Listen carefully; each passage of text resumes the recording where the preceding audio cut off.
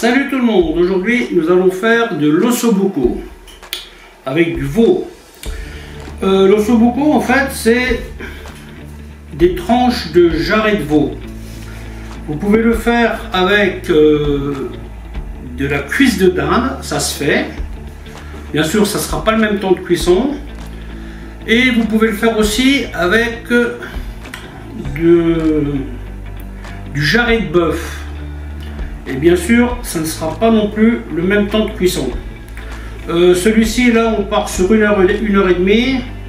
La dinde, ça peut-être 35 minutes. Et le bœuf, ça peut aller jusqu'à 2 heures. Donc, en fait, pour faire cette recette, il faut de l'huile d'olive, des échalotes, des carottes, quelques petites branches de céleri, du sel, du poivre, du coulis de tomate, du vin blanc,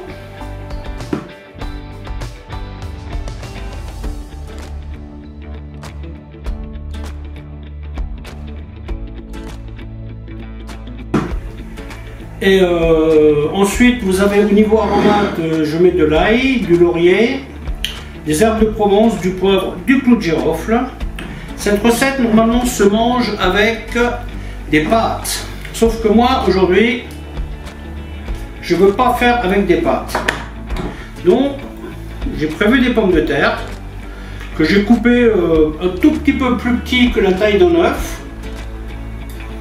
Et c'est donc avec ça que je vais accompagner l'ossobuco. Donc la première des opérations, ça commence toujours plus ou moins de la même façon. Hop, ça j'en ai pas besoin. Donc les pommes de terre, vous avez deux solutions. Vous pouvez les mettre tout de suite en début de cuisson, comme vous pouvez les mettre en cours de cuisson. Moi ce que je vais faire, je vais les démarrer en même temps. Je vais surveiller la cuisson, parce que les pommes de terre, 35-40 minutes, normalement elles sont cuites. Et après je les sortirai et je finirai de cuire la viande. Donc voilà, je vais vous expliquer comment on fait tout ça. Donc la première étape, c'est rissoler la viande.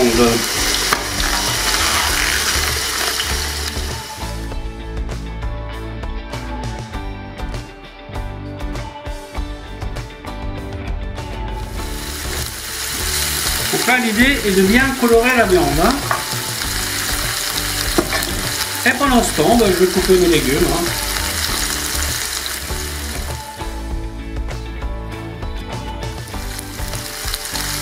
Alors comme dit, cette recette, c'est ma façon de faire, donc c'est pas forcément la recette académique, que tant soit peu il en existe une. Moi la cuisine, je fais en fonction du jour et ce que j'ai envie de faire le jour là.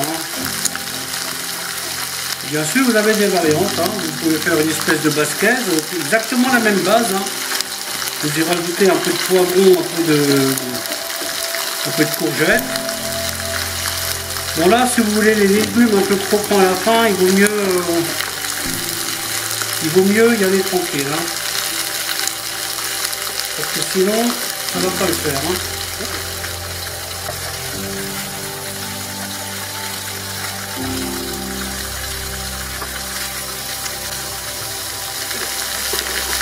Voilà, ce sont des belles pièces. En général, quand vous achetez ça, vous n'êtes jamais sûr de ce que vous trouvez dans le paquet. Parce que des fois, vous avez un tout gros morceau en miniature, et des fois, vous avez que ceci. Donc là, sur 3 paquets différents, vous voyez, on a 2 gros, et puis ces deux-là qui étaient ensemble. Là, on en a assez pour largement 4 personnes. 4 personnes qui mangent normalement. C'est toujours un peu relatif le nombre de personnes. Alors vous pouvez faire de la tomate fraîche, mais personnellement ce genre de recette, je préfère utiliser ou les tomates entières pelées, ou alors les tomates concassées, parce que en fait elles ont un meilleur goût. Les tomates fraîches, surtout en cette saison, elles n'ont pas de goût. Donc si c'est pour faire un truc qui n'a pas de goût, c'est vraiment pas la peine. voyez, des fois quand vous avez des nerfs là qui... vous les coupez. Voilà.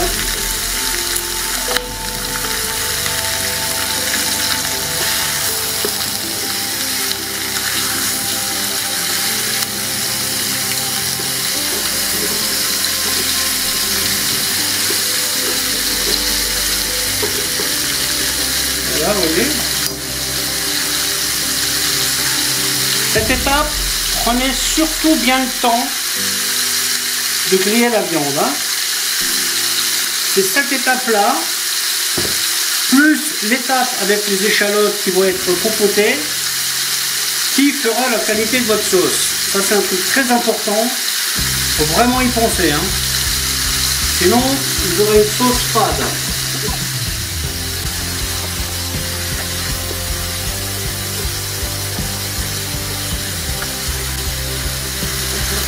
Voilà, vous voyez, maintenant, je mets les échalotes sur le côté.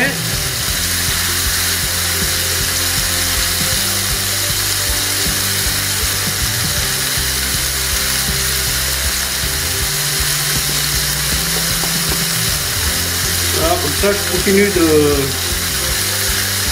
de faire rissoler ma viande. Je mets tout de suite le céleri.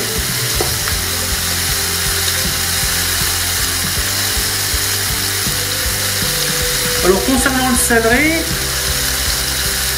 je n'utilise que la branche et les feuilles.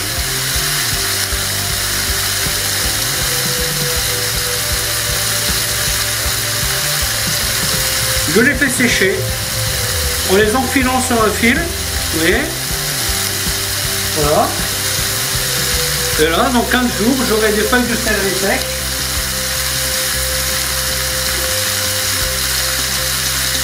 Que je transvaserai dans un pot qui va bien. Pour les carottes, c'est pareil, vous n'êtes pas obligé d'en mettre autant. Hein. C'est juste que moi j'aime bien mettre des légumes dans mes sauces, donc voilà. Je ne vais pas me gêner, hein, je vais le faire. Hein.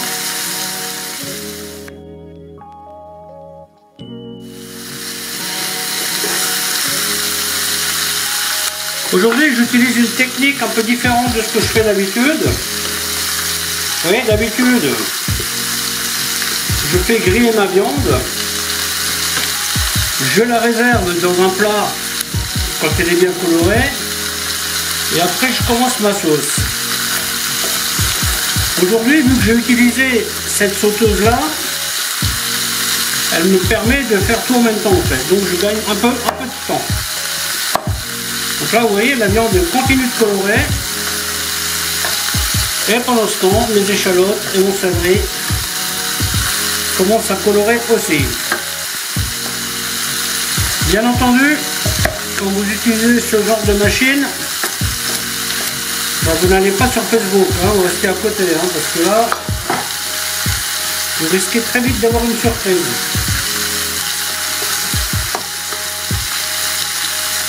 Et si vous le souhaitez, vous pouvez y mettre du basilic, vous pouvez y mettre du romarin, vous pouvez mettre de la coriandre, il n'y a pas de limite en fait, hein, vous faites vraiment ce que vous avez envie de faire, ce que vous aimez.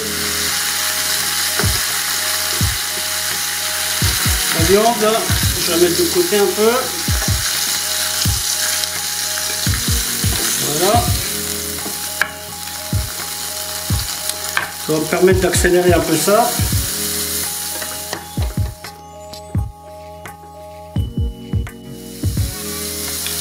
Voilà, je profite pour saler un peu. J'y mets donc les aromates.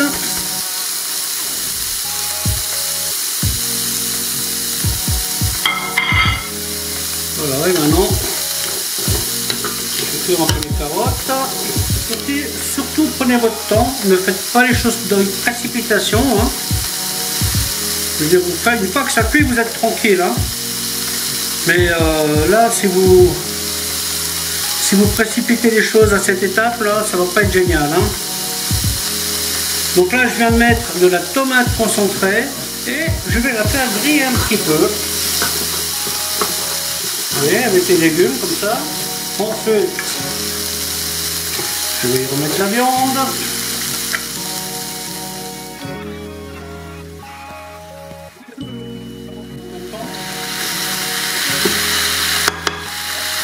Ensuite, déglaçage au vin blanc.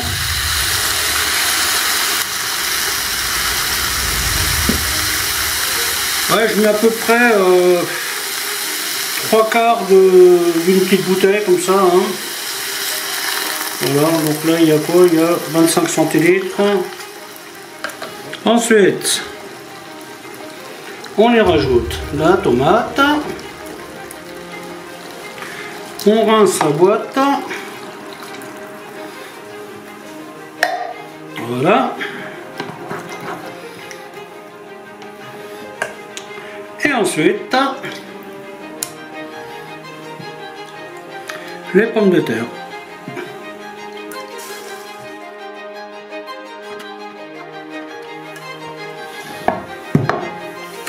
Alors ne salez pas beaucoup au début de cuisson.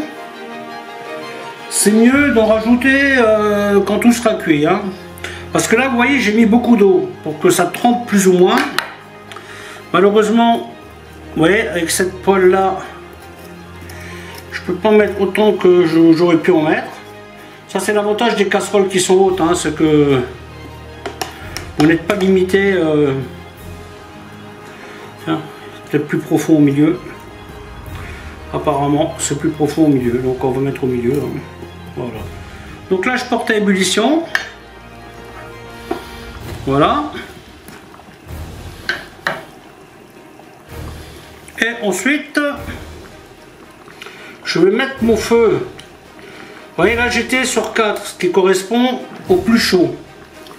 Et bien maintenant, je vais baisser. Parce que je vais mettre le couvercle. Et donc maintenant, je vais partir par tranche de 15 minutes. Vous voyez, dans 15 minutes, je vais venir, je retourne ma viande, je retourne mes pommes de terre, et ainsi de suite. 3 fois 15 minutes, normalement, je pourrai retirer mes pommes de terre, elles seront cuites. Et puis voilà. Ok, ben je vous capte plus tard. A tout de suite. 15 minutes sont passées. On va faire la première vérification. Et donc là, on retourne tout simplement la viande. Tout simplement, façon de parler. Voilà, hop. Les patates, on va les retourner aussi. Ce qui est important, c'est que tout trempe. Vous voyez? Après, on pourra toujours réduire la sauce si nécessaire. Hein. De toute façon, ça sera nécessaire, hein, mais bon. Voilà, ça on peut toujours, on s'occupe de ça après. Pour faciliter la cuisson, c'est mieux de mettre un bon mouillage. Et une fois que le tout est cuit, eh ben, tout simplement on fait une réduction et puis voilà, ça sera bon. Hein. Ok, ben c'est reparti pour 15 minutes. 15 minutes.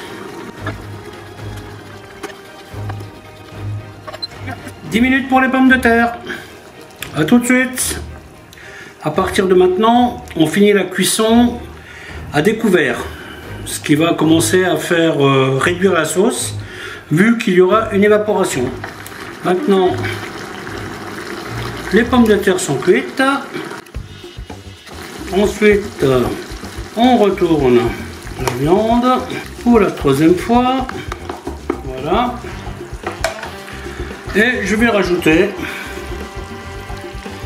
encore un peu de temps. Hein.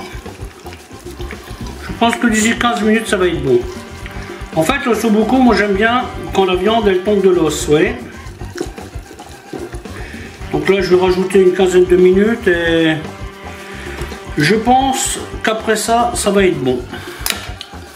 Allez, à tout de suite. Et voilà.